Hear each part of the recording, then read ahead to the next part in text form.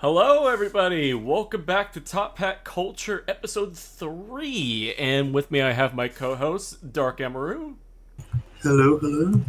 And today we have the almighty Gamble.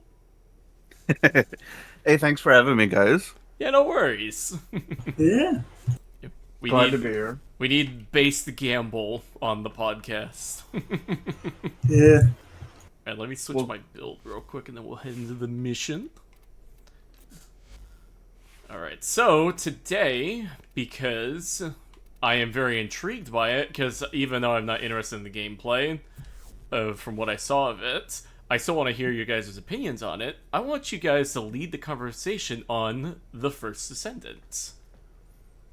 Oh, the first Descendant? Yeah, it's a pretty solid game. People were complaining about it because of the grind, but if you were a Warframe player, you were pretty used to it. That's fair. Yeah. Like, I have had a blast. Like, I played through the entirety of the normal mode and most of hard mode. I'm nearly complete with hard mode now. Like, Nice. it's fine. The grind is negligible. Like, it's better than Warframe in some cases. I remember farming the 6060s for electric, and that was a It fun sounds time. cursed to hear that it's better than Warframe at times. Yeah. Oh man, but what? How exactly is it different from Warframe though? Because I know that there's a lot of similarities, but there's some key differences. Like, what are some of the key differences that you guys could point out? Because I'm curious. Well, for starters, the easiest answer is that there's going to be giant robots and monsters you can fight. 60 eyes really didn't, fit the bill too much. It was a nice change of pace, but doing intercepts and killing, huge bosses is definitely a regular activity in the first Descendant, and it is a nice change of pace. Yeah, like, they even spawn some light mobs, but they are more just there, just, like, inconvenience you, not to kill you. So I have seen some Destiny gameplay. Would you say it's similar to like Destiny gameplay, like raids almost from Destiny, with like certain boss enemies you have to fight? I didn't play first, like the Destiny 2, but I played the first one, and like it didn't feel that much. It reminded me more of like the Borderlands style of bossing. Oh, okay, interesting. And Like I would compare the gameplay so much to just Borderlands, honestly. so it's like some Warframe things with Borderlands. Is that how you would describe the first Descendant? I would describe it as Borderlands with a grappling hook with the modding system of Warframe. Oh, all right. That's actually something I was curious about, because I saw the similarities between the modding systems in like videos, and especially on Gamble streams, right? Like, wasn't there something about like the Orkan reactor system in the first Descendant Gamble that was really different? Yeah, the way the first Ascendant works is that, say, where in Warframe you have an Orkan reactor that applies to a single weapon. Okay. In the first Ascendant, people have been calling them mushrooms, but the weapon, or the catalyst and the mushroom, if you will, All right. apply to any version of that. So the only time you ever buy something buy or make that in its single use is when it's on a Descendant. But and it's more important on like weapons, because you'll pick up weapons, and weapons have what would basically we would consider a riven built into them. Okay. So you might want to swap out your weapon if you find a better roll. Oh. Well, in the first Descendant, the equivalent of Forma and a reactor are already on it. Okay. I heard about the rolls thing. Oh, I forgot. My companion's gone. Oh wait, why? Wait, what? Wait, how did we get Stabs in here? Stabs the Beaver just joined the squad. He's a friend. Oh yeah, he must have just auto-joined. Hey, it's fine, we'll just roll with it. We'll just roll with it, yeah. Yeah. Alright, Stabs, you're on the podcast. You'll see this in post. Oh man, that's so He'll good. be so confused. But yeah, like obviously in hard mode, it's very similar as Gamble described. But also in like the normal mode, you would want to pick up just higher leveled gear as well, and often like swap between higher level gear more so than the rolls. Which is quite a fun change of pace because it lets you experiment with so many different weapons. Because you might just have like, oh, this weapon is like a 10 levels below what I should be having, and so you have to try a new weapon. And some of them are obviously good, and you can level them and doing some other stuff. But it's interesting. Like the weapons are less interesting for me because most of them are kind of samey, with the exception of legendaries, which are quite cool. But like, yeah, it ends up having a lot of intricacies with modding as well, which I like. Yeah, I just wish the mods were cheaper.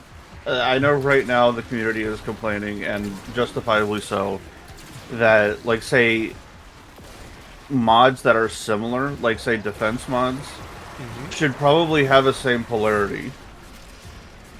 Because, where with Warframe, like, say, with you with Limbo and me with Nezha, sometimes you want to build another frame. Yeah. Well, in First Descendant, you can't do that. Oh shit. That's okay. That's bad. That's like you bad. can't get like 10 Ajaxes, you know, and you wouldn't want to. That'd be so expensive. And so many hours of grinding. Oh god. Yeah. I mean, I could see that being like, you know, in Warframe, right? How we have the limited configs. I think it'd be better if we could have unlimited configs. Oh, they have configurations similar to Warframe. It's just because you can't swallow out the polarities per config, and like in First Descendant, it is generally more expensive to mod for like a high like end stuff if you're doing like the top of the top difficulty stuff. So you tend to have some issues there, especially for like elemental mods on guns not having the same polarities. Like whereas in Warframe everything is V. If it's a gun, you put a V on it. It's all that matters. That's fair, yeah. Is that something that they're going to be fixing anytime soon, though? Like, are they still active with the game? They are active. There's going to be major touch-ups to both language in mods and like the wording in mods, balance around mods. Like generally, they are listening quite a lot to the community and acting upon it like near instantly. So like, yeah, it's been fun. But like, it's kind of funny to read the mods because they are, I believe, Google translated without proofreading and without adding the commas that are maybe necessary for some of the very long mods. Because the First Descendant has some mods that are like the text of like 4 augments combined. Oh god. Like, yeah. Very specific ones, and they are of the highest rarity. So like, it makes sense. But like, it can be quite cool to mod because they have so many more intricate parts. Like it's basically a Korean MMO style system, so it's quite complex with specifics and details that are quite fun. So is it like basically each mod is like multiple mods in one with different effects? Sometimes or not. Like we have health and duration, or like you can just get health, or you can get like health and range. You can get like those kinds of stats if you want. Interesting.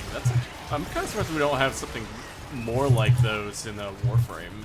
You know, ones with multiple unique stats. But then we end up having the really interesting ones that I think is like the more interesting ones of the cases, where it's just for ability strength. You can mod ability strength, or you can mod the modifier of the ability strength. I thought that was a super cool little twist. Like, it kind of makes sense when you think about it. Yeah. But I enjoyed that. Yeah, it's so much fun. And like having like things like Prime Flow and like base survivability mods being external components that aren't modding is quite nice as well. So like you can like get the energy nexus as well. What is it, like the arcane helmets almost? The equivalent would be like in Warframe, right? Yes, but you can get them as early as like very, very start of the game, and are quite integral to the modding entirely. Interesting. Imagine if we had, this is something that I've thought of for Warframe. Imagine if we had, like, an Incarnon system for Warframes, but it's, like, upgrades that you, like, slot on, that you have to buy with, like, credits, you know, and make with materials to give yourself unique bonuses. We do kind of have that in First Descendant. It's a dedicated mod slot for Augment, where it's just one slot and you can only have one Augment active. And they fully change something, or they, like, add full new mechanics to something.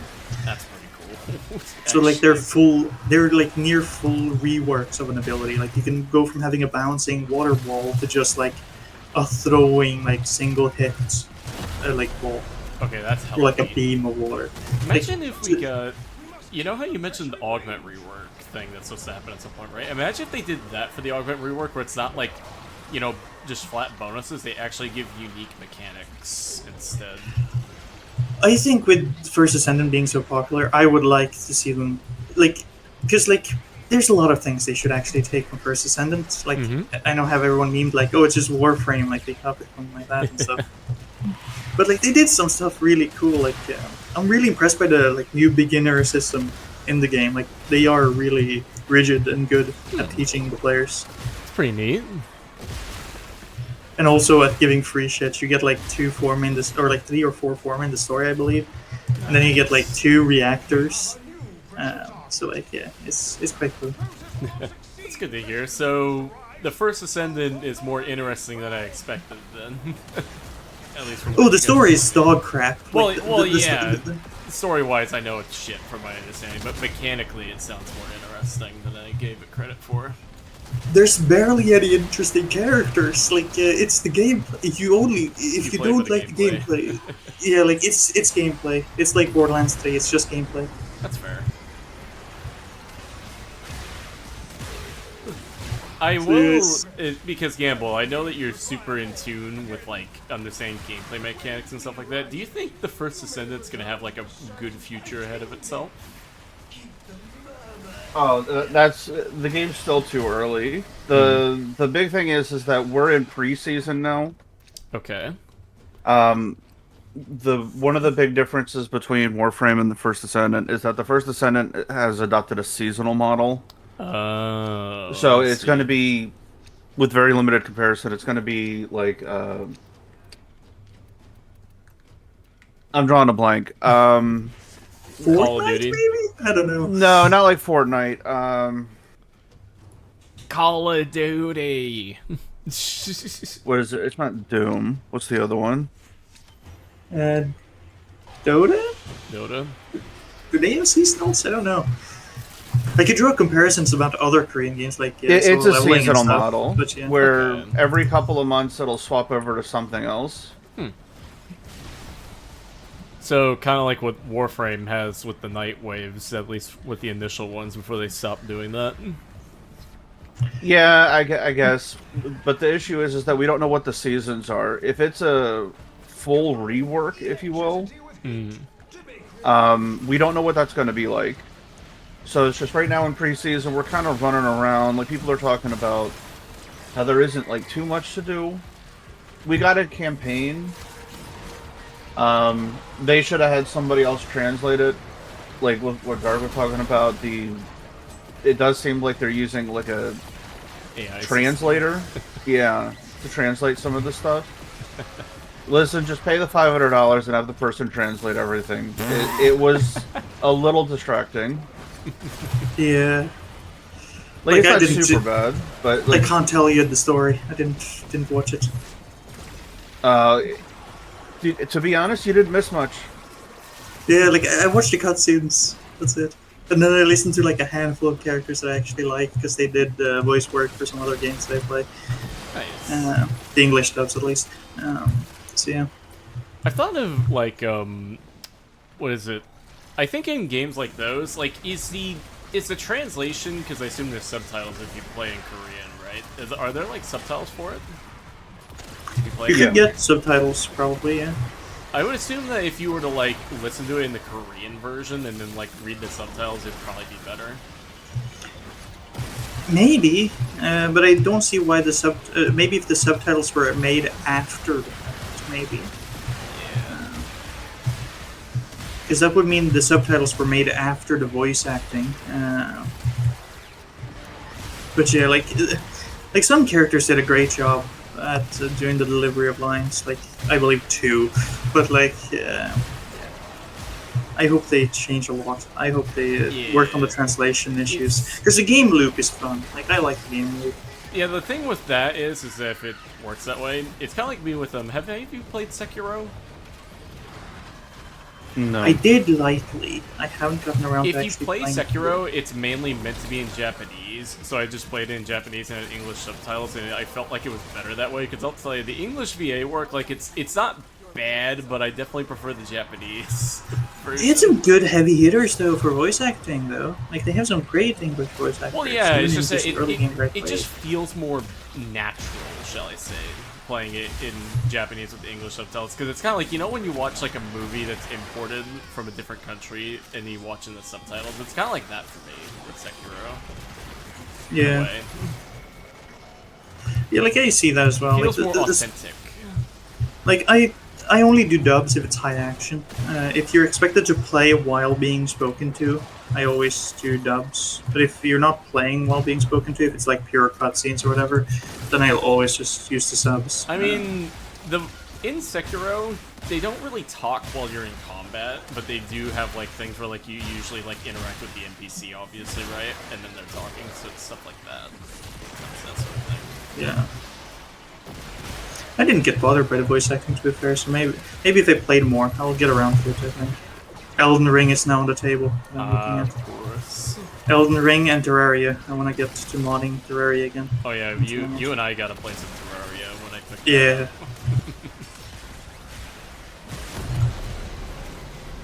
Out of curiosity, oh, sorry, continue, Dark.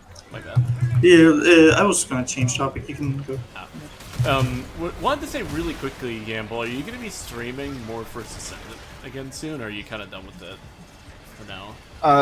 I'm until they fix the blue screening and the black screening issue, because I was able to fix my blue screening issue. So like, but the problem that I was having with the first Descendant was basically every time, the first time each day, so once a day, the first time that I would open the first Descendant. It would blue screen my computer. Oh shit. Which is not something, even though I know what's causing it, or at least like, it's the game, because like I've never had this issue with before. So I was trying to fix it. I got the blue screen fixed, and I had a really good day playing the first Descendant. But the black screen started shortly after. So until they fix that issue or whatever's causing it, I can't play it. I've been playing other games.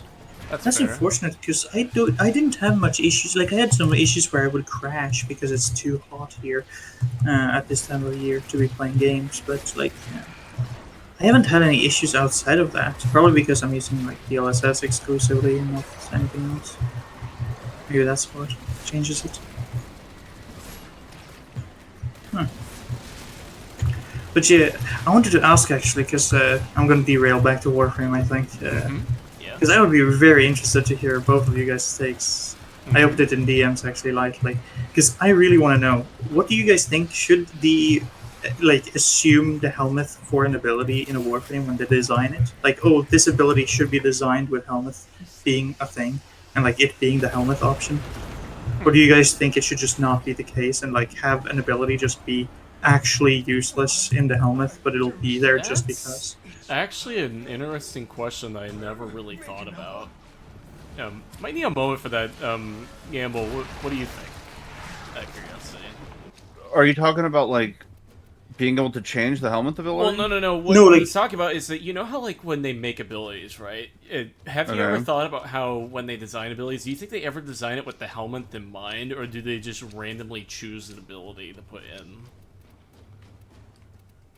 You know, I would say that the frames that were made beforehand, like before the helminth, they probably just picked the least bothersome ability to be the helminth, but I would assume they're making an ability to be a helminth ability. Yeah, at least at least in terms of managing power, Sure. like, because the helmet is out now, like it would make sense for them to not, like, say for example, like say Limbo. Mm-hmm. They need the helmet ability to be okay at least, right? Like somewhat Yeah. usable. Yeah, the only two that you would be able to realistically do would be Banish or Cataclysm, and I don't think anyone would want Cataclysm to be the subsume.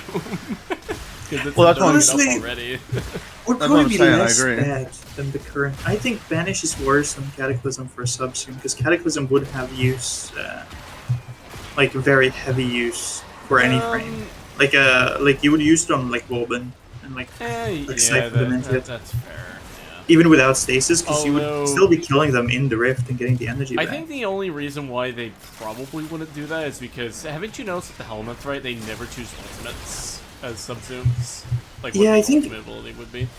Yeah, like that's probably one of the reasons, but it's also probably because it would actually be kind of broken to have infinite energy sustain on like a character that has a Not to mention an vacuum AoE ability. that can go up to, unless they were to nerf in the helmet, obviously, have like an AoE that can go up to 40 meters if you have enough range. Yeah, but the AoE doesn't deal damage, right? It wouldn't really be a problem there. Well, I no, just think, but even then, just having that big of a field would be pretty broken because then you have infinite energy regen for a huge Yeah. area. yeah, to be fair, it would be more useful than Banish. Oh yeah, 100%. But then again, it'd be less balanced in the eyes of the obviously. Yeah. Yeah. Because, like, I think it would be interesting to see, because I think, like, D obviously, like, I don't know if Dante, his third ability was meant to be a helmet. I think maybe that should have, like, it felt like an afterthought, kind of, because of how it interacts with other frames. Interestingly enough, I kind of agree with you, thinking about it now. Like, Yeah, I feel 'cause, like like- the Overguard book would have been a better subsume, if I'm being honest. Yeah, because, like, it doesn't really do enough damage to be worthwhile without tragedy. So, like, it would be cool to see them maybe buff it in the helmet, making it a higher base slash. That'd be nice. Or like water blades, where it becomes more useful because currently they aren't really like Dark Verse was fun to experiment with for like lower level content, but now with the health changes, it's like killed off those builds. That's fair, yeah. Yeah, but with the as much as I don't like what they did with the status rework, the fact is that with the status rework and the defense scaling, There's so many Change. new builds now, right? yeah, Yeah, so many. you're not missing out on like a slash build. Because the only reason why that Dante slash build, it had very upfront damage for Yeah. a slash build, which was nice, right? Mm-hmm. Like I know, what was it? Somebody did a Neja build with the new It's, Neja augment, and Dante's. It's Kai that you're thinking of. It was Kai. Okay, Yeah. and that did really, really good damage. Mm-hmm. But the fact is like you would have trouble running against Porpoise with it. Not that you couldn't, but you would have trouble. Yeah. And now you're even But- more de-incentivized because of the changes that Yeah. to health and shields. Yeah, but like for me, like Neja wasn't really a problem with it because like he could just use any melee and do the same. Yeah. Like for me, it's just like I just find it a shame how like I would have like builds where I was like going damage vulnerability and like using the book's ability like on Savagoth and stuff, but now it's not usable because it just doesn't deal dead damage. Even with like high strength incentives, like I tried with a Grimoire, I tried with like 480 something ability strength or something ridiculous like that. I would like to see them do helmet specific buffs for that ability and some others. That would be nice, Like or Thermal maybe Thunder. like, you know how we were talking about with Banish? Imagine if they made it so that as an additional thing, if you dodge, you can go into the Rift temporarily as well. Like a very Yeah, like short say the duration. Banish, yeah. Yeah, because like right now we do have some issues where like some helmet abilities are just not worth using at all. Yeah. Yeah, and like with Limbos, I know I'm saying Limbos again, but with Limbos, like I like the niche uses that it has, but again, it's like only good for the niche uses. Yeah, like if you're going to do arbitration level cap, sure, you could bring it. Oh yeah, 100%. Like if you're not bringing Banish to an arbitration level cap or something like that, then it's Yeah. kinda dumb. Or like just for long periods of time because of how easily the operative can die. Yeah. Like, I find it interesting. Like, I want them to do buffs to also thermal sunder in the helmet, because now that because they limited the status of heat that you could give with it when it's helmeted version. So it Yeah. ended up just not doing well. Like even at level 100 content, it might actually struggle against certain factions now, which Yeah. is kind of sad. Yeah, that's fair. That actually makes me think because we're getting Lotus Eaters soon, right? Do you think we'll also maybe hear a little bit of news pretty soon about the next Warframe? We're probably gonna see a lot of it during the Tokyo Games Fest, I believe it's Which, called. I don't know. funnily enough, I am actively trying to actually see if I can get into that somehow, which is hilarious. Oh. Ooh, traveling to Tokyo? I've thought about it. Like, I've been wanting to travel outside the country. My folks are like, "Hey, do you want to go? We should try The going on yen vacation." isn't the yen isn't that down now. It has Well, gotten no, somewhat obviously stable. not. I did let my folks know about that, though. How like the yen is kind of down, so it'd be pretty cheap to actually like do a vacation there, sort of. Yeah, if you're Yeah, gonna it would do it, do definitely it be cheap. now. Yeah, that's what I was letting them know. The problem is that a flight to there is pretty far. Yeah, and also it might actually be just going higher and higher because they have started stabilizing. I haven't followed too much up on it. I just did some lightly before going on my light vacation. So, yeah, it would be interesting. I'm really hyped for the Tokyo Games Fest. It's gonna be fun to see what I they do. am very excited to see what they do. Because, like, when Yeah. they said that the next Warframe is there, because you know how they showed Site 09 and then they don't show the next Warframe? It makes me even more intrigued by what the next one's going to be. Yeah, but it also makes me scared that it's just another like Corvex or Colarevo scenario. It's just gonna be a frame that's added and then never spoken about again. Well, to be fair, that kind of Like, happens all the time. Like, they'll show up, do decent damage or whatever it is, and they never get shown again because it's like, oh, it's not as good as Saren. the thing is, like, even Lavos, like, people like Lavos, but, like, Corvex, I can't really. Some people like him, I I heard. mean, I I personally really assume. enjoy him. Like, I have a lot of fun with him personally, but I get what you mean. Like, Yeah, like, no one really plays him. Like, you rarely see him in squads. yeah, like, I don't think, honestly, hilariously enough, it makes me think of Galvin. It makes me think, I don't think there's a single Corvex main, personally. Like, there are players who play him, obviously, but, like, there's not enough to where I would say it's healthy. Especially with his kind of design being more of the simpler style. Well, And then, yeah, like, he got added right before Dante, and it's like, oh, yeah. we didn't even touch up, like, Corvex, I believe, or at least not majorly. I mean, So he he's did like, get his augmented, yeah. yeah, and that actually did increase his survivability. I now subsume over his fourth ability in some cases. Dang, okay, that's ballsy. Still, I mainly do subsume over the status immunity because I never found a use for the status immunity because you can just run anything else over it and it'll be better. But yeah, I have hopes for the frame. Like it's another like animalistic one, so it's really cool. I think we were talking about this last podcast, actually, Dark, but I think there's hints that it's going to be a spider frame. Hey, yeah, like Side 09, I thought it was a gunslinger. No, it's yeah, not. Side of 9 it's isn't not, the newest frame that's coming out. He's coming with later. 1999. They skipped Okay. over what the next frame is going to be to show Side 09 a little bit. So what? It's going to be like a frame with like a spider body? That'd be cool. That's Maybe. the idea. They think it's going to be. Have you seen Chaos Witch Quelaag from Dark Souls? No. Let me What see- about Elise from League of Legends? or that? Yeah, let me find a Yeah, picture. okay. I know at least from League of Legends. Let me find a good picture of this real quick. I'm gonna go AFK. Let's see. But yeah, like it could be really. There could be some cool ideas. I'll probably they can show a make. picture on the podcast of what I'm talking about. Okay. But yeah, I really want them to add anything that would be like a Beastmaster, like Flak from Borderlands 3 or whatever. I just am desperate for it. After the Dante adding like birds, like I Here you want go, a frame Gamble. that just I sent have it birds to and dogs. Alright.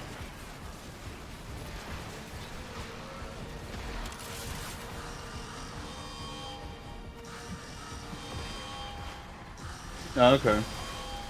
But yeah, you see the idea. You see the idea.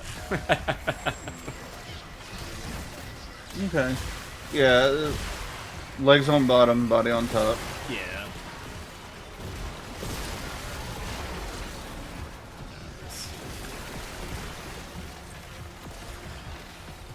What? Think about it now. Oh my god, I'm drawing a blank. I was about to come up with something. No. Yeah, I've been drawing blanks. I don't know. Dark, come up with something, please. Movement abilities. Oh. I want more movement abilities. I honestly low-key agree. I want more. I want Vile Rush. I want another like helminth Vile Rush of some kind, or like Tidal Wave. I want I want like just more movements. I want one where it's like kind of like Cloud Walker, but like you actually get to attack while doing it, but in a different form of. I want like a Chroma Force ability that you can control and like use as a speeding tool that lets you do like a Fire Breath. Oh, imagine almost like crazy idea. What about a Green Goblin kind of frame? You know, with like the glider. So Hildren or Ureli? Like maybe a mix of Ureli with Hildren, kind of, where you can like have full movement and use all your weapons, you know, and like chuck grenades. It'd be hella neat. Hey, we're getting a rework. Make the first ability of Hildren a grenade thrower, and then make her fourth ability let you use any weapon. That'd be neat. All of a sudden, we have the Green Goblin. The Green Goblin. Now with abs and hits. That actually reminds me, Gamble, because like I don't think I've ever asked you this question before. What kind of frame would you like to see at some point? Nobody's ever asked me that. I'm not sure. Oh, right. I would probably, if they're starting to go into like frames that have like special abilities, where it's like, it's not like a Warframe, but if they're going to start sort of like cross breeding between genres almost, you gotta give us a mech frame. Yes, mech frame. Ooh. Like an actual, not a, you know, like legitimately a frame where it's like a security system that went rogue or something, you know. Exalted mech? Exalted like necromancer, almost. No, not a necromech, not a necromech. I mean a literal robot frame. Oh. Like a miniature, like kind of like Necromech in looks, but like has an actual war. More Gundam-like. Ooh.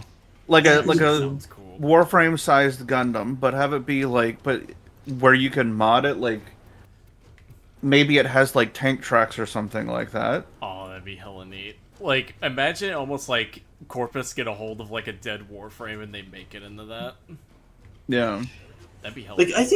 I think it would be like for a mecha frame, like having having it be like a transformer where it's like an exalted necromech styled system where like you have an exalted weapon that gives you like a arch melee and arch gun, and you become like a necromech with new abilities would be cool. And then like you could have like a kind of like Diva or whatever from like Overwatch, where it's like you can get to the small version and use your regular weapons, kind of like Titania. Ooh, Could that could really be hella cool. neat. Yeah. That would actually be really cool. And would give us a reason to have another necromech kind of system, because right now we have one necromech.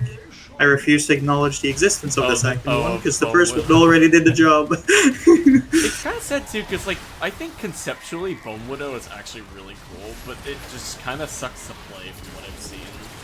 In comparison to like, oh, you have AoE weapon damage, you can buff your own like weapons, you can get the artillery. Like, there's just some issues in when you compare the two. Even then, operators are competitive with necromechs and damage in most mission types where you absolutely need a necromech. Wow, you did not just say that. Like I did the Orthic event has operator. Like Damn. I didn't use mainly because I didn't want to be modded. So like yeah, to be fair, necromechs are kind of hog in like railjack. That's fair.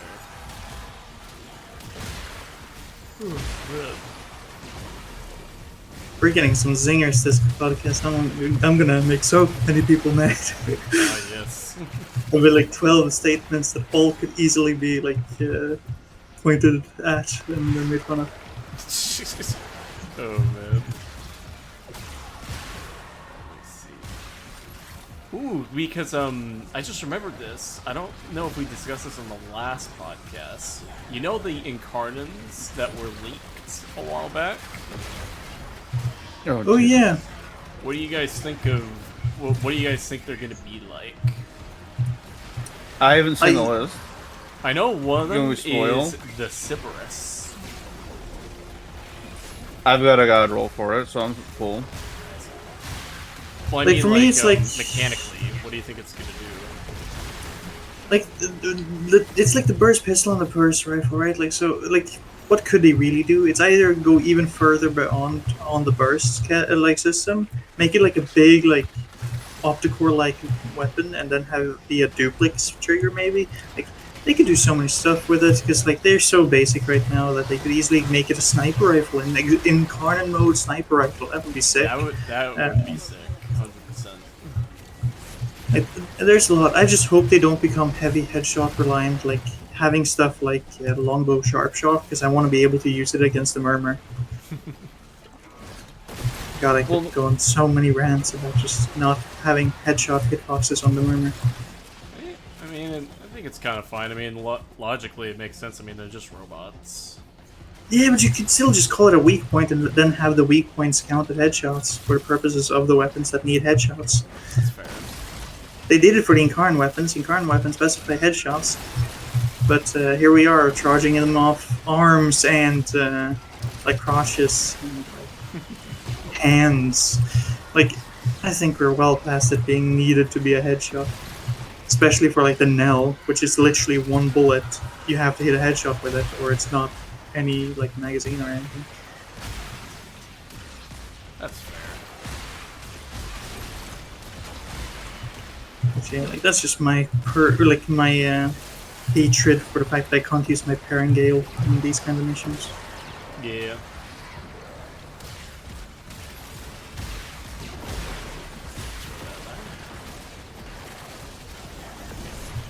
Ever since I discovered how good glaives like the Solana are with Limbo's Torrent, I just have not used any other melee. Have you used the infested one, the Parastasis? I really want to get it, but I haven't had the time. It's probably like 10 plat on the market, I think. I don't actually know. Oh. I don't remember it being expensive, but like it was it's quite a fun weapon. It's the one I use the most, just because I like having maggots spawn, even though it's actually horrible in comparison to the other melees, or like glaives. I mean. How so? Because it's like I don't remember if it's viral or corrosive, but like it's a viral or corrosive base weapon, and it's not like a heavy attack monster. And it gives you the maggots. Yeah, like the maggots are quite nice for CC and stuff. Wait, what do the maggots do? They Not just light CC and they look cool when you see them walk around. Okay. I was gonna say, I wonder if they had a unique mechanic. They don't even synergize with the synth charger set. No way. Last time I That's checked, I might actually have to check. what? Yeah. Yeah. That's sad.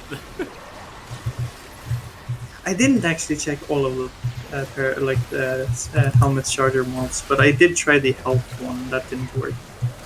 Back when Steel Path was very new, and we didn't have the Steel Path Arcanes or the Alpha mods. Or yes, we did have the Steel Path Arcanes, but we didn't have access to them yet because they were like really new. Yeah, let me check the time to see how far in we are. Alright, we're at Like 35. We're at 40 minutes. Ooh. Alright. So we'll probably finish this one and then we'll probably get going. Yeah. Also, Gamble, I forgot to ask, are you going to be doing more Warframe things now, kind of? Or are you kind of staying away for a little bit until the new update comes out? Maybe with 1999. But if the Lotus Eaters is like just a connector quest, that's what I've been hearing, is that it's just from where we are now to the beginning of 1999. I've been told, yeah. It's supposed to be like a prologue quest to 1999. Yeah. Unless we get like a new weapon, or like there's a frame, or like a pretty decent rework on something, I'll probably wait until 1999. I would assume that there's going to be a weapon. I mean, it is a quest, and we usually get weapons now at the end of them. Yeah, like normally it's like common business for at least one or two like weapons. I don't know, when is the Clervo one coming out with 9099? What do you mean? Or Caliban, I mean, not Clervo. Oh, Caliban, I believe it comes out with the special updates that they haven't been talking about. You know, the one with the new frame. Oh, so it's not like October. Lotus Eaters? It's either Lotus Eaters or it's the October update. Yeah. God, I hope they give us some sneak peek. I hope they at least give us something that like would spice up the everyday game with. That's not just like 2 new weapons. I honestly, out of all the weapons in this game I want so bad, I want a dedicated gas gun. Like a gas thrower weapon. Like a gas thrower. Not Yeah, like the Zati. No, basically imagine something that would have been used in World War One as a weapon. Oh, yeah. Like an actual dedicated gas gun that leaves behind like giant like gas pools. It'd be so cool. Yeah, I want a weapon that just changes ammo types and is a sniper, specifically. Just watch that be what's his name, Cyto 9's thing. I really hope so. God, I really do. It would be so cool. I want Exalted Sniper, and I want it to be good. I want it to synergize and not be one of the main helmet slots, aka Ivara not using Navigator with her Artemis bow. That's fair. But yeah. Would be very interested to see. Oh, this is gonna be funny. We're gonna be going to extract and Sabs isn't even gonna realize why we're leaving. Yeah. Oh man. But yeah, it would be very interesting to see what they end up doing. Yeah, I'm excited to, I'm actually, but honestly, as rude as this is to say, kind of excited that the podcast is going to be over soon, because Mooj is going to be showing me something soon. Ooh.